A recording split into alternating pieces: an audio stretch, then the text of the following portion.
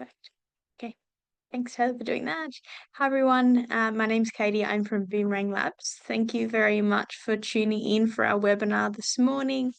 Today, we're talking about From Vineyard to Table, Zero Waste Solutions for Hospitality. So, a really specific topic and area of waste, which I think isn't talked about too often. And we're really excited to have quite a diverse range of panelists this morning.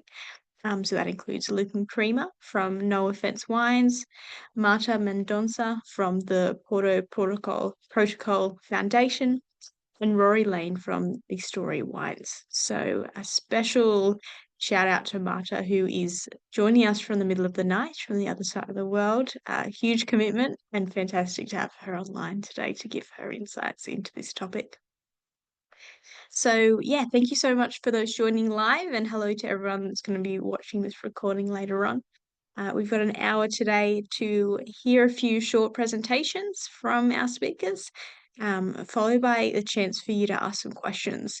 I'm going to be greedy. I've got some questions planned that I'm keen to know the answers for, but there will be plenty of time for you to ask questions too.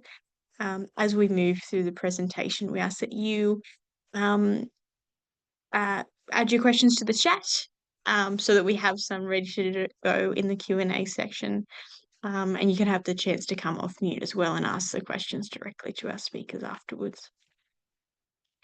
As we do for all of our events and webinars, we firstly want to acknowledge the traditional custodians on various lands on which we all work and live today. So I'm zooming in from our Sydney office today.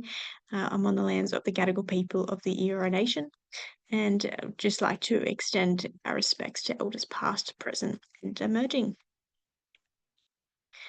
So if this is your first webinar with us or your first interaction with us, hi, we're Boomerang Labs. Boomerang Labs is Australia's first circular economy accelerator, and we support founders that are trying to embed circular economy systems at the core of their small businesses. So we work with people from pre-launch ideation, really starting out their journey. Maybe they've got an idea that you want to see if it's worth pursuing, all the way through to well-established startups and scale-ups and small businesses who need a bit more support to continue to commercialize and continue to grow. So we really are trying to prioritize all areas of circular economy. We consider ourselves industry agnostic. We understand that circular economy requires change at all times where we're touching and working with resources, and to consider the whole life cycle approach. This is an example of the support that we provide for startups. We run events and webinars such as what we're doing today, as well as we have our base camp, boot camp, and accelerators as our core program areas for these growth stages that I mentioned earlier. We also run a number of partner programs. So we're partnering with RMIT in Victoria for the Circular Tech Relaunch Program, and we do a number of place-based programs such as the Good Hustle for Climate in Kempsey, and some work in the Hunter as well. So haven't got a slide here, but something that I wanted to also alert you to, and maybe Taylor, you can put the link into the chat, is that one of our partners is called Rocket Seeder, and Rocket Seeder does similar work to Boomerang Labs in supporting startups in the impact space, but their niche is agri-food. So looking across the whole value chain, from pre-farm gate to post-farm gate, think soil health and planting the seeds all the way through to taking the produce to market, and then the steps after that in the full life cycle. So Boomerang. Sorry, everyone. We've just had a second person join the room with volume up. So, yeah, Rocket Seeder's got a similar Basecamp program to ourselves for this early stage. I wanted to alert you to this. And Taylor, if you can put into the chat the link to Rocket Seeder's website. Applications are open until the end of today. We might be able to keep it open for a couple more days over the weekend too. Particularly if you're Sydney-based, but if you're looking to launch an agri-food startup, which may also be circular, please recommend you looking into the program. It's a great chance to validate your idea and set some really strong foundations for your business. As you may be aware, Boomerang Labs runs quite regular webinars. We try to do them once a month. So at the end of this month, we have our next one coming up called Tackling the Growing Mountain of Consumer Tech Waste. So e-waste is a huge problem area in Australia, but also a huge opportunity area too. So really excited to touch on that topic in our next webinar. But for now, let's get into the vineyard and winemaking industry. Firstly, I'm going to pass over to Lucan Creamer, who can give us the first presentation outlining No Offence wines. Awesome. Thanks, Katie. And thanks everyone for joining, particularly Marta again. Shout out to you all the way over the other side of the world, joining us at 3 a.m. I'm not sure I could do that, so thanks very much. Yeah, it's great to be here to talk about wine. I know it's 11 a.m. here, but it'd be good to be doing this in person to be able to serve you a wine. But hopefully we get your lips salivating anyway by talking about wine in a circular economy context. And you'll hear me say this a lot today, that I really believe that wine is a great platform and a conversation starter for talking about and showcasing sustainability in the circular economy. So not only are the things that we are doing reducing the carbon footprint and waste within the wine industry, but it has a halo effect in terms of showcasing and engaging and inspiring people to take action more broadly when it comes to sustainability in the circular economy. So I'll just share my screen.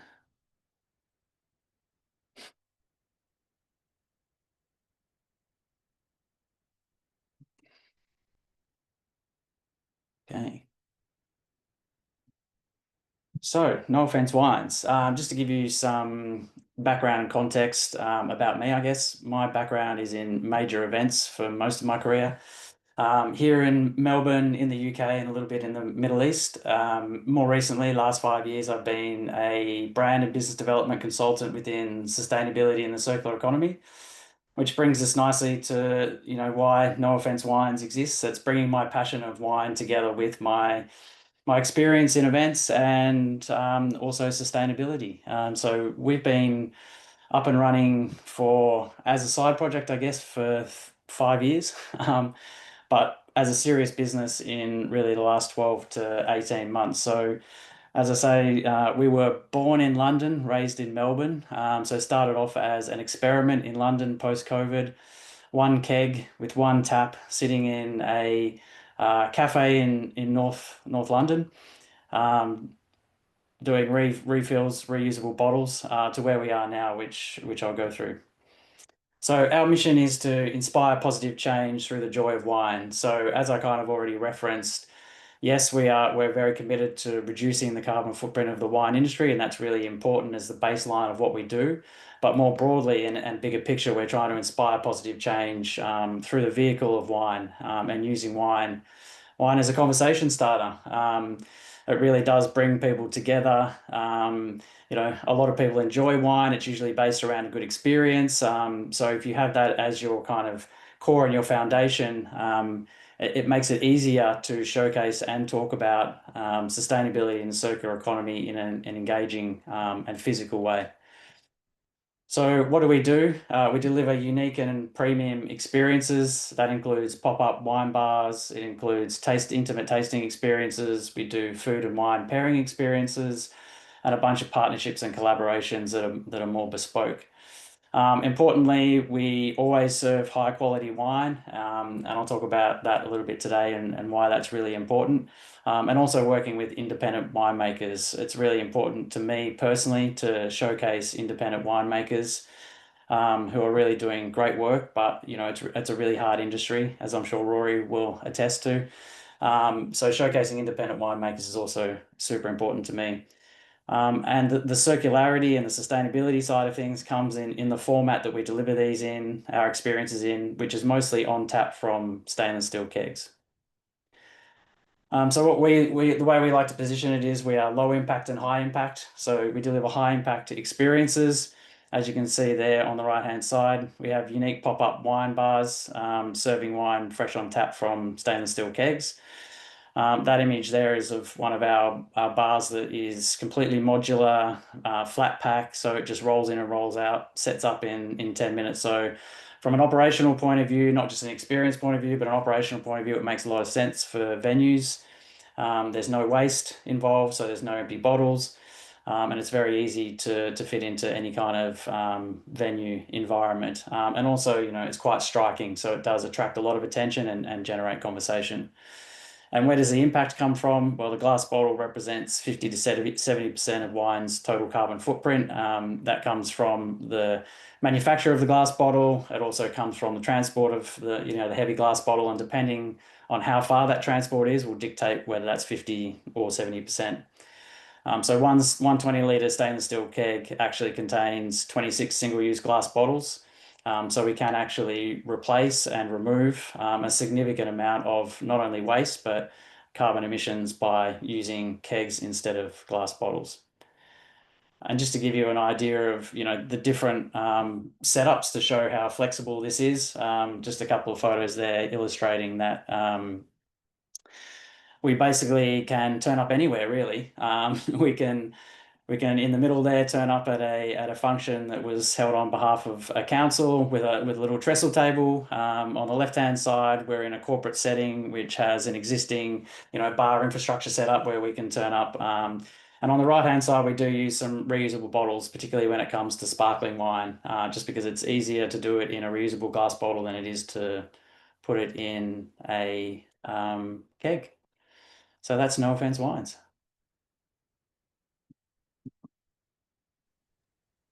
Great. Thank you so much, Lucan, for that.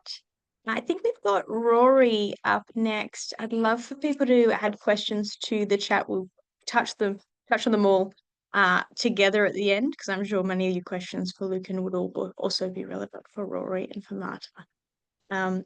So yeah, Rory, if you'd like to start sharing screen, we'd love to hear your presentation. Sure. Thanks, Caitlin. And thanks everyone for coming along today and listening. I won't have a huge amount of slides today. I will post a couple about the discussion we have later on, but this is just a simple introduction to my business and what I do.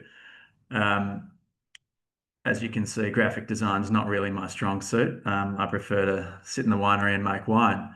But the Story Wines is my pet project. I'm a first-generation winemaker. I don't come from a family of winemakers on a vineyard, although that would have been really handy. I started the Story Wines as a little garage startup based in Melbourne in 2004. I was fascinated by wine. I had done an undergrad degree in things like ancient Greek philosophy and literature and Greek tragedy and politics and all of these really interesting but not very vocational topics.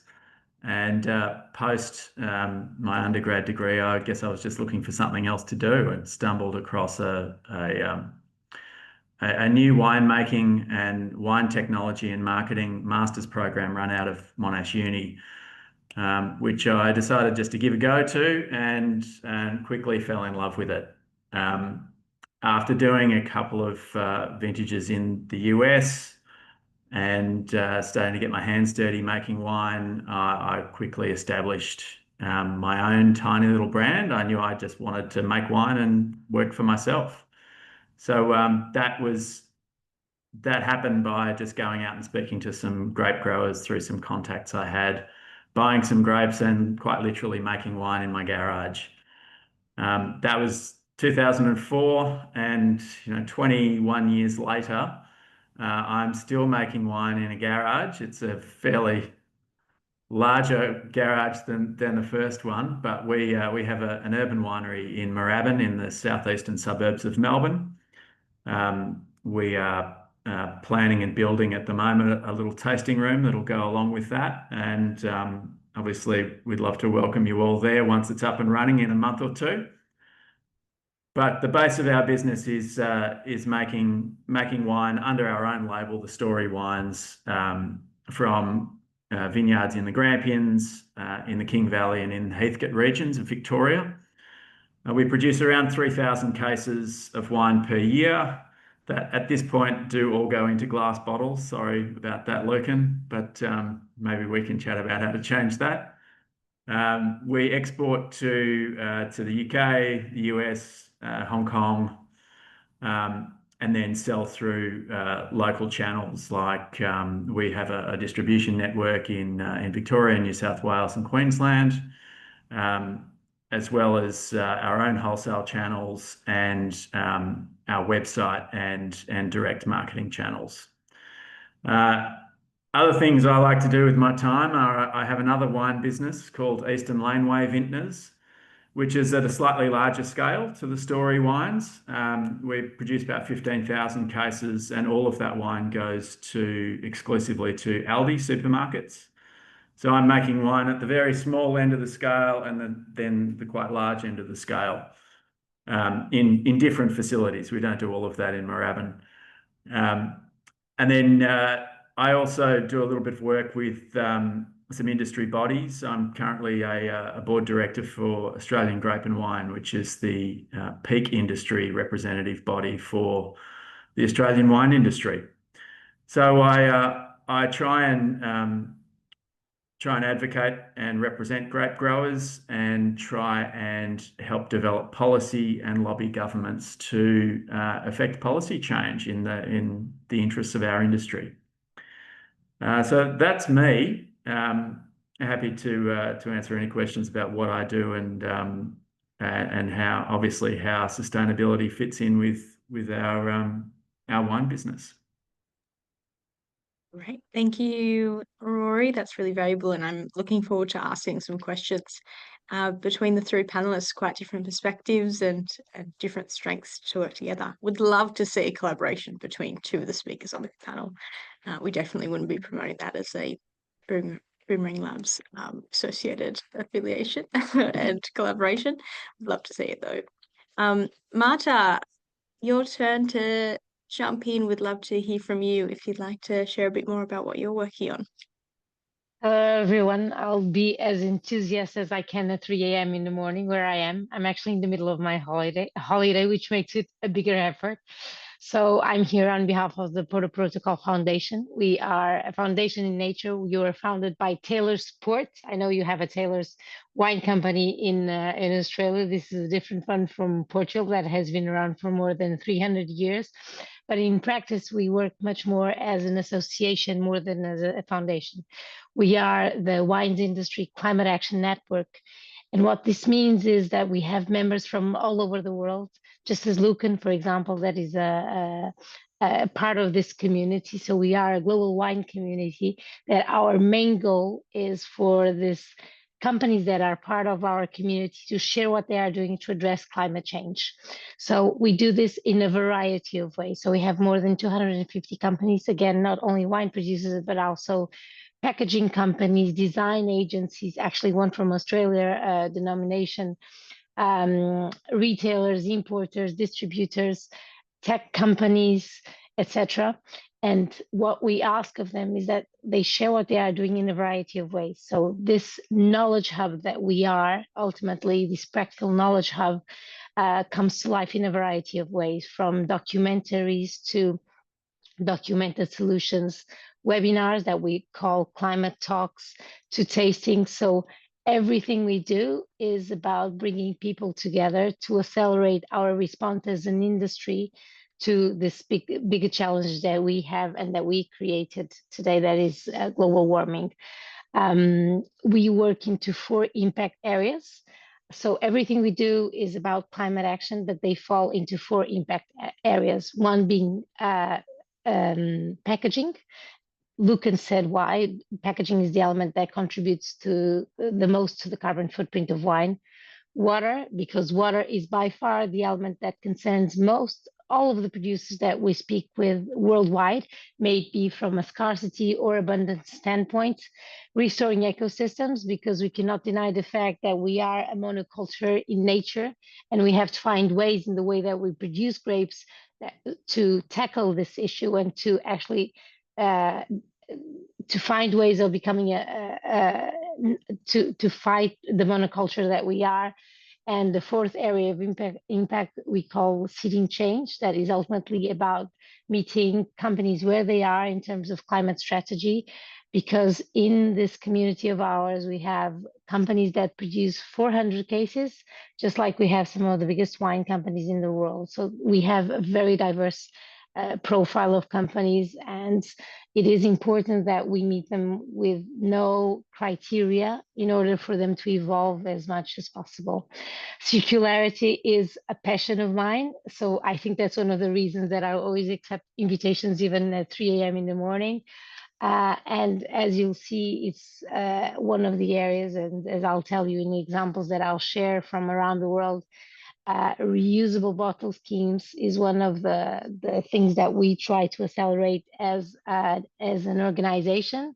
And for that, we have a collaborative network that we call Bottle Loop, with companies from all over the world that are in completely different ways implementing reusable wine bottles around the world in their silos or at a bigger scale.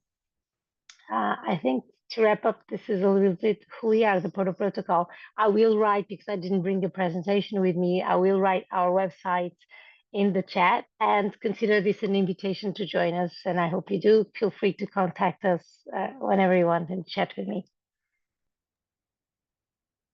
Great. Thank you so much, Marta. That's fantastic. And again, thank you so much for joining, not only at 3 a.m., but also on holidays. I hope it's towards the end when you need to start adjusting your sleep cycle back anyway. Then again, 3 a.m. is pretty extreme at any time in the work cycle. I do have some questions prepared, so might ask one or two before we go to questions in the chat. Can see James already grabbed one in there, so thanks for that to get us kicked off, James. But again, please add some more questions. Taylor, if you're able to spotlight all the speakers alongside me, that would be great. My first question is for everyone, and Lucan, you're the first to be spotlighted, so I might even just go straight to you. But how do you define zero waste in your work? Obviously, at a very basic level, we get the idea is that there's literally not a single bit of waste, but that's really tricky when you're working with so many organic and non-organic materials too. So yeah, what do you design as zero waste, and where do you see the greatest potential for impact? Yeah, we work in the distribution and service side of wine. So zero waste for us is really focused on packaging and experience. And as I said, the reason why we focus on that area, partly because of my background and I'm passionate about, experiences and circular economy, but also that is where you can have the biggest impact in the wine industry. Given that, as I said, the glass bottle represents 50 to 70%. And, obviously that's carbon footprint, but also from a waste perspective, particularly in an event context, it is a large waste stream. If you think about some of the major global events out there and how much wine they would consume and how many bottles there would be after that. That's why we focus in that area, and that's where we see the biggest potential to have an impact. And that's why that is our focus. As I said, we do work with independent winemakers who share a similar philosophy to us. So anyone we work with will either be practicing sustainable, they'll be certified organic, they'll be minimal intervention, but basically they're just, good people doing good things and are super conscious of making sure that their waste is minimized and their operation is sustainable as well. And I think, winemakers get it. They're farmers at the end of the day. And so, they're connected to the land, and then, the environment, directly impacts, the output and the outcome of what they're producing. So it's not that hard to find a winemaker who's passionate about this. It's actually at the other end that it becomes a bit more challenging. And that's why we kind of focus on that area and try to connect the good people making really good stuff with the people who are drinking it, essentially. Yeah, great. Thank you, Lucan. And I think that's a really great point you brought up, that you choose to work with people who care about these things. And I think that's important for keeping each other accountable and keep striving to do better, is that you've always got a benchmark against others and everyone's doing great things. So I'll throw, Rory, is there anything you'd like to add on this topic of zero waste from your own perspective as well?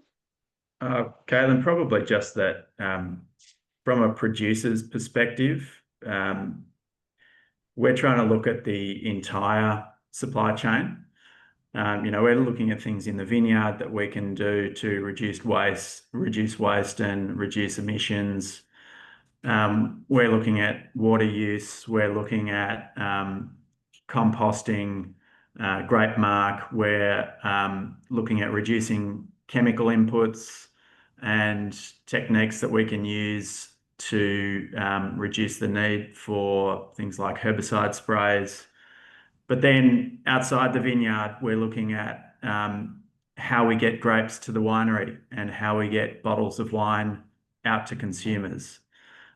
So freight is a huge part of an area that I can see that we can make a difference. We're trying to simple things like, how do you ensure that you get a full truck rather than a half full truck to take pallets or bottles of wine from your winery to a distributor?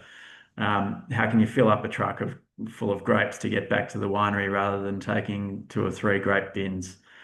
So that there's lots of different small changes that we are trying to look at across our supply chain that will help make an impact. Great, thank you so much. And Marta, I might even pass another question to you because the chat is going berserk, which is great.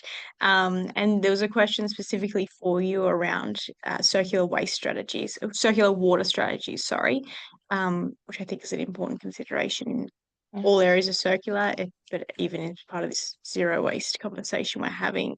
Are there any plans or designs from input, throughput, and output in the process? Sorry, can you repeat the question? Are you able to share a bit more about circular water strategies? Yes, there are quite a few. As I said, the way we work is by having members share what they are doing. And in regards to reuse water, in fact, I had that note here with me, so I wouldn't forget about talking reusing water. And there are a variety of ways that members of ours are doing it. Now, for example, actually, that's one of the examples I have here. One of the examples that we have is from Table's Creek in the US, in which they're reusing water from the restaurant. There are other members of ours that have a complete reuse system of water, which, of course, in that case requires a huge investment for you to have a whole system to reuse water. So that is, in fact, I'm not sure if that was exactly the question, but there are indeed so many ways that producers of that are part of this community are reusing water across the whole value chain that they dominate, of course, within their own wine production of wine, from the winery to the restaurant, which is not so common, which is actually something that I wanted to reinforce in regards to the previous question. Having a systemic view, first, having circularity in wine beyond Vineyard is not something that common worldwide, very honestly. And having a systemic view of the whole supply chain, as the one Rory was mentioning, is not common at all.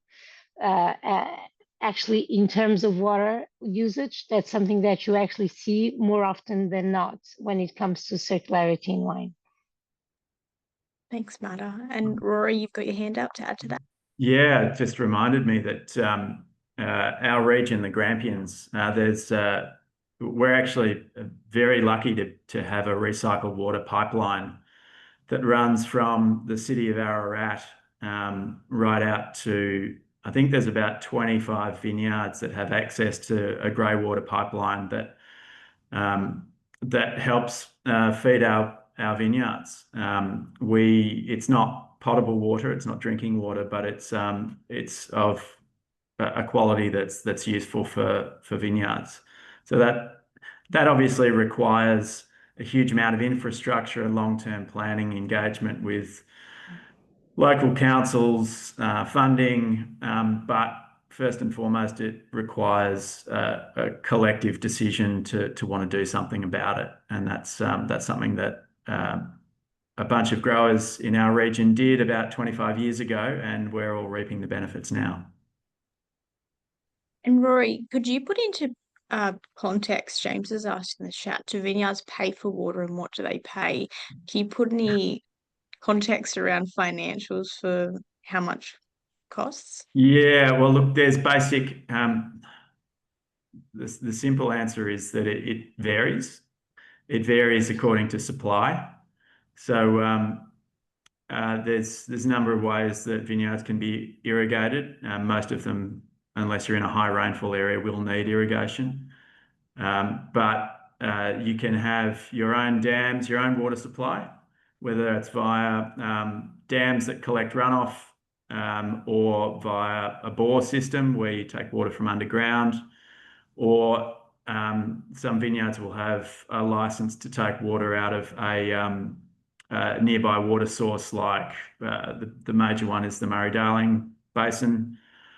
So they might have a water right, and they have a right to purchase water from that. And the value of that water can change hugely depending on whether the local water authority declares that the region is in, or there's lots of water or not much water. And that goes for our region too. When I'm talking about the recycled water pipeline, that water is not free. It's run by a local water authority, and the vineyards pay according to scarcity. But water is a resource that is becoming more and more scarce, and long term, the cost of water is definitely going up, and that's impacting the viability of, well, the simple viability of a lot of vineyards. Absolutely. And we've got a question here from Sally Ann while we're still on the topic of water, especially when, as you're saying, water is such a scarce resource, becoming more and more so. Have you got any examples of on-farm practices to try and reduce the amount of water needed per litre of wine produced?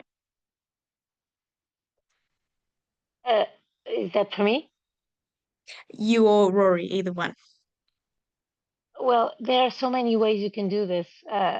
Again, just a very simple one, for example, in wineries. I won't go into irrigation. One of the most efficient ones that we have members of ours implemented, for example, is to reduce the diameter of a hose, and that can have, and it's so simple, it's low cost, everyone can do it, and even just have guns at the end, which is actually, of course, that probably you all have, but reducing the diameter of the hose can have a significant impact in the reduction of water consumption, and is one that you wouldn't think about easily. And for example, in terms of vineyard, again, this would require investment. Is chances are most of you as wine producers would use precise irrigation, but using underground irrigation, even if precise, is something that can reuse even further than having drip irrigation. Great, thank you. Rory, sorry, I've misinterpreted the questions from Sally Ann, so maybe you can answer the second part. It was more on the you or Lucan on the manufacturing process, any water saving efficiency processes. Yeah, look, there's as Marta was saying, reducing the amount of water used in the winery itself. There can be up to 5 litres of water used, depending on your scale. Up to 5 litres of water used per litre of wine produced. That's a figure I've heard before, which is kind of staggering. But yeah, simple things like reducing the nozzle sizes on your hoses. If you've got a barrel washer or a barrel washing system, using higher pressure water rather than, pressure versus volume. So trying to reduce the nozzle size on a barrel washer will reduce the amount of water you use. So that, and then I think just trying to do simple planning around how you wash down equipment, when you wash down equipment, not overwashing things. I mean, you've got to be sanitary, but trying to get to a place where you can wash things in groups rather than, using a bunch of water to wash this thing and then a bunch of water to wash that thing and then a bunch of water to wash that thing over there. Trying to group them all together at the same time. It's time efficient and water efficient. Fantastic, thank you. Lucan, I'll throw to you for the next one. We've had a question asking, how do you get through the resistance to making changes in operations? So looking behaviour change from bottles to kegs. What's the response been from your customers? Yeah, it really depends on who we're talking about. So from an event perspective, that change is not as difficult. Events are way more, I guess, adaptable in terms of their venues and their formats to switching out bottles to kegs. And actually, from an operational point of view and an event delivery point of view, it's way more efficient to serve from a keg than it is a bottle. If you think about standing behind a keg and serving straight from a tap, how quickly you can pour glasses of wine versus opening and shutting bottles, finding the bottle, coming back, pouring it. Like that's not an efficient process. If anyone's worked behind a bar and there's a large volume of people coming at you at an event, having to deal with bottles is not great. So from a service point of view, events really get it. Now there's some intricacies around those venues and how they're set up and supplier agreements and arrangements with existing suppliers, and that's a different conversation. But from a pure operational perspective, they get it. Venues, it would depend on the venue. So there's really three different types of venues. You've got venues like who are a bit bigger, like pubs, who are already doing wine on tap, or even if they're not, they've got the infrastructure in place to do wine on tap. All you have to do is swap out a beer keg for a wine keg in the simplest form. So they kind of get it. It's not new to them. Then you'll have venues who are kind of interested in it but don't have the infrastructure. With them, you can either offer them, my kind of kegs on tap as a temporary solution, whilst they think about investing in actually implementing permanent infrastructure around tap systems. And then you'll get venues who, they understand the concept and they like it, but it's not their business model. They're too small. They might be a wine bar, for example, and you think about a wall of wine and how beautiful that is. And, I'm someone as well who really appreciates that. So I get that friction there where you go into a wine bar and you want to see those bottles on the wall. You want to still have that experience of pouring wine from a bottle and seeing it there. So I think it very much depends on the venue that we're talking about. And that's why we focused in on events, because that's kind of the low-hanging fruit, if you like. Whereas the wine bars, that's a stretch. And as Marta said, the reuse bottle system, I think is a really interesting space, and one that we're also looking at very early stages, because I think there are places where the bottle is appropriate and it's not going to change in anytime soon, and maybe it shouldn't. But how do we replace that system with something that's better in terms of waste and carbon footprint, which is a reuse bottle system, in my opinion. Yeah, great. Thank you, Lucan. So I don't doubt that we can make kegs look pretty on a wine bar wall. Just changing some expectations, I think, as people go out for their tasting days. And Anna's made a comment here that she guess there are perceptions that wine from a keg is a low quality product. Is that a sort of feedback you've run into as you? I mean, yes and no. It's not as big as what a lot of people think it is, and I think people within the industry tend to think it's a bigger issue than what it is. We haven't experienced it that much. You get it occasionally, but that perception is definitely has changed and is still changing, because it is more prevalent now. Back in the day, even 5 years ago, didn't have much wine on tap, and the quality of it might not have been fantastic, but that has certainly changed. So we don't really come up against it that often. To be honest, we don't really get it as much from the venues and the clients themselves. Occasionally, and I'm talking like 1% of people, will come up to me at the bar and challenge me on it. And say, this is not going to be good quality wine because it's from a keg. And I say, okay, cool, we'll just taste it. And they taste it and they go, oh, actually, yeah, that's pretty good. I mean, it's as simple as that. So, no matter what you do in wine service, you will always have 1% of people who will challenge you on the wine, regardless of whether it's from a bottle or whatever. They just want to be able to say that they know about wine. And so that'll happen regardless. But it really hasn't been a massive, massive issue for us, no. Great, thanks for that. Anna's also put in a question around grape pulp waste. And this is an open question to whoever would like to answer it, but have you spoken with your suppliers into some uses for that waste stream? Yes, is a short answer. I haven't gone very far with it, but I've got lots of ideas. You know, grape waste is being used for textiles, for example, in very small, innovative, sustainable ways. I think I can't remember, Marty, you might know off the top of your head. There's someone who's doing it. I think it's in the UK, maybe not. I can't remember, but anyway, they're doing textiles based on grape waste, and there has been some stuff done around skincare, but I mean, it's not a major thing, but it's something that I'm interested in looking at. Yeah. Now, there are examples worldwide of things being done, never at scale. Well, there is a brand that is at scale called Caudalie. I don't know, they have it in Australia, but it's a huge cosmetics brand that is made with grape waste.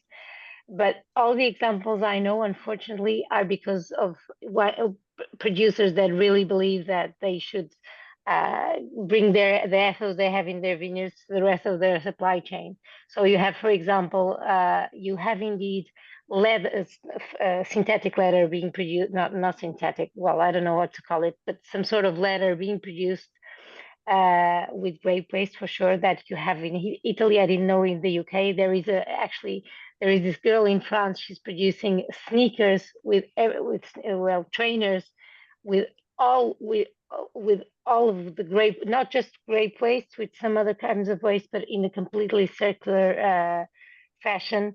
There is, for example, one of our members is doing not with grape waste, but with the drops of the vineyards after pruning.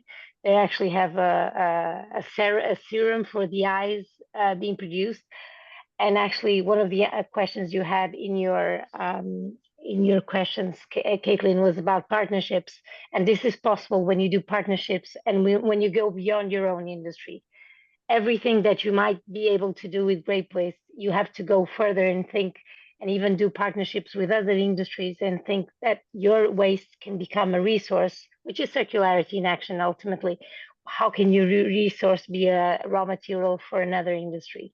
So you must think outside the box in order to make this a reality. But there are few examples worldwide of how this is coming to life, yes.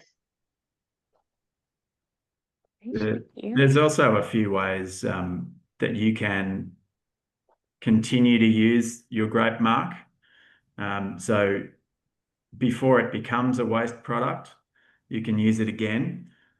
Obviously, there's composting, and there's a couple of really great examples of collective composting that's happening right now in the Heathcote region, for example, which is just north of Melbourne, about an hour north of Melbourne. A group of growers there got together and were able to secure I think it was $275,000 grant from Sustainability Victoria to buy compost spreading equipment that they could collectively use, and then go into partnership with some of the local councils in the northern Melbourne urban areas to reuse both grape mark and household green waste to compost together and then spread out over their vineyards. And they've been doing that for, I think it's about 2 years now, and figures I saw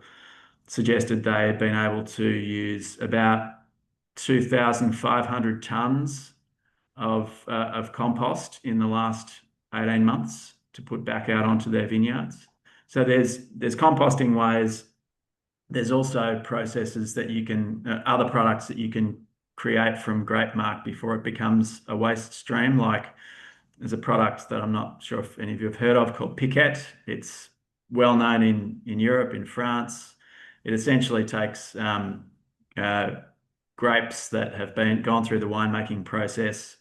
They are then rehydrated, and you're able to extract a little more sugar and alcohol from those grape skins, and then you can make a low alcohol beverage, a little bit like a beer, sort of 3.5–4% alcohol beverage from those grape skins. So creating another product. There's of course distillation as well, distilling the grape mark after it goes through winemaking in order to create ethanol, either for biofuel or as another grappa, you might be called, or another beverage alcohol. So there's other pre-waste streams that can be used for grapes. Great, thank you. I think there's going to be a lot of Googling after this. I think people will feel quite inspired with some different ideas and different wines to taste. Always a good excuse. Not that you need one to try a new wine. James, I won't hold you back anymore on your biochar questions. We've got a couple coming through, and I think maybe we've got 10 minutes left and we might be able to tackle a bit of that. James, do you want to come? You don't have to, but you're welcome to come off mute and give your context. I was going to say thank you. Thank you very much, Caitlin. It was good to see you yesterday evening, and thank you for the tour of Terra. Sorry, folks, I thought my camera was off and I've been eating my lunch. I apologise, but excellent stuff from all the speakers. Fantastic. Thank you very much for what you're doing. I think it's really important. I will confess to being CEO of biochar project development company, so we do biochar projects around the world. We have looked at wineries. We haven't found the right one in Oz yet, but you know, hope persists. And so I've got a bunch of questions I've chucked into the chat, but really it was to understand whether, with this group in particular, have Australian vineyards and wineries actually embraced biochar yet or not? And my understanding is not, but you might know differently. And has that been embraced globally or not? And the reason I'm so hot on this is we are working on a World Bank study, and the major benefit, or one of the major benefits, is cutting fertilizer use and soil water holding capacity for agriculture in water stressed regions. And that fits to vineyards, in my opinion. And yet it hasn't been done here. And I'm kind of nosy why not, and I'm sort of interested in the Californian and the sort of Southern European experience as well for the same reason. Thank you.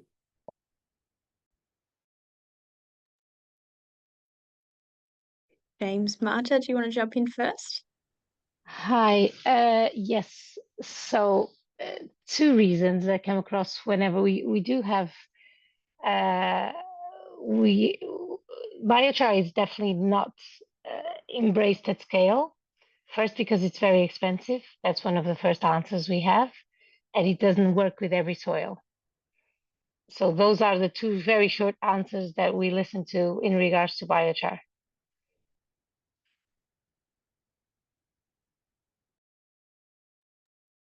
Is that true in Australia too, do you think, Rory? Look, I'm not aware of any biochar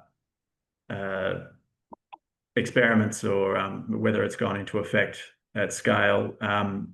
One resource that you could certainly check out is the Australian Wine Research Institute, AWRI. So they're they're kind of like the wine industry's own research arm, and they're part of attached to Adelaide University. Hugely well respected research body, and if it's ever been done, they'll know something about it. So I can certainly put you in contact with people at AWRI who would know more about it than I would, but that's where I'd go. Yes, please, that'd be great. And just to respond, Marta, on the cost one, I think we are a kind of a branch of circularity in the sense that we're the ones who have had a technological capability developed over the last kind of 30 years in using biochar soils. And there's been a wave of companies that it was all about selling biochar to farmers and making money through an expensive product. And the current model is actually really around carbon markets and decarbonisation and delivering decarbonisation. So it's actually a revenue generator. So you get the biochar for free. As long as you use it responsibly, don't burn it, delighted. But the goal for us is to take CO2 out of the atmosphere and do all the positive stuff for agriculture and water use and things. So happy to talk. Anyone who wants to talk about that stuff, give me a call. As Katie can tell you, I will be very boring for a long time, as long as you want on that one. And Lucan, I'm just nosy, but did you look at Nitro Coffee as well as an add-on? Because my favorite Nitro Coffee company I used to work for doesn't trade anymore, and that made me very sad. I can't buy it, and it's vegan, and there's no dairy, and I'm all excited about this stuff. So. I mean, no is a short answer, but yes, it's not. It wouldn't be that hard for me to do it, but no, it's not really my focus. Great. Thank you so much, everyone. We do only have a few minutes left, so I will maybe do a final round of questions, a wrap-up question for everyone. If there's a key takeaway for people from this session to take, whether it's about how to find sustainable wine, where to look, how they can support the industry, just maybe a shameless plug about what you're doing. Yeah, what would be your key takeaway in a minute or so each? I can start. I think for me, it's just be open to collaboration, partnership, and trying things out. I think you can do things low risk, low scale to begin with, try and test them. Yeah, but be open to partnerships and collaborations. I do find, generally speaking, Australia versus being in the UK, Australia tends to be a little bit reticent when it comes to partnerships and collaboration. It's often seen as competition rather than mutual benefit. So I would say, be open to, having conversations with people and being creative about the way that you can do things together to make change. I think it's a great point, Lucan, and it's pretty much what I was going to say. But it's more for me. I think my experience shows that there's power in individual action. Certainly, there are things that you can do within your own business to make change, but there are also pathways that you can access that can help you make collective change. And in the wine industry, in hospitality industries, but from my experience from the wine industry, getting involved in your local industry association is just the simplest way to start to build scale and start to develop programs. You look at the program I talked about with the Heathcote wine region. Lots of wine regions are doing similar things like that. And then you take that a step further up the chain to bodies like New South Wales Wine Industry Association or Wine Victoria.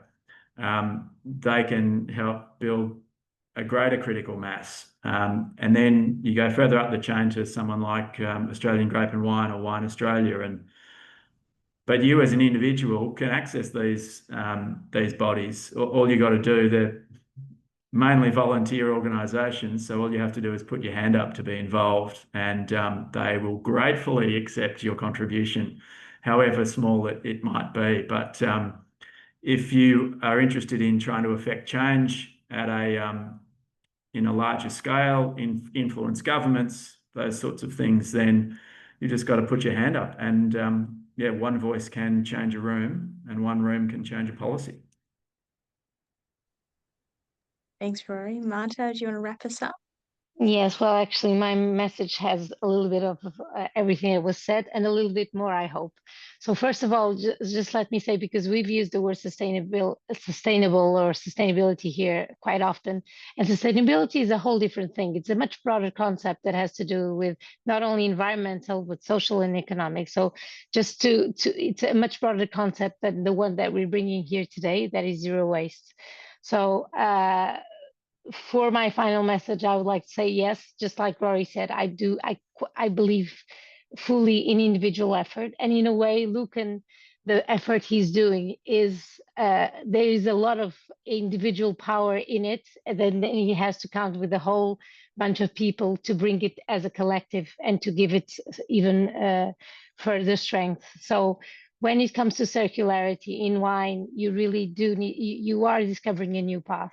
So it takes a lot of individual courage to go and look for other people to come with you and join and bring strength into what you're trying to put in place. Now, the topic of this webinar was zero waste, and zero waste is actually, it's sort of an ideal more than a final goal. But waste doesn't disappear by magic. And that's one of the things that I would like to have an invitation. I know it's not a very nice invitation to actually, this is something that we can all do, to look at our waste bin and understand and make ourselves accountable for the waste that we generate, either as a business or individually. And if we do that, chances are we will start reducing it.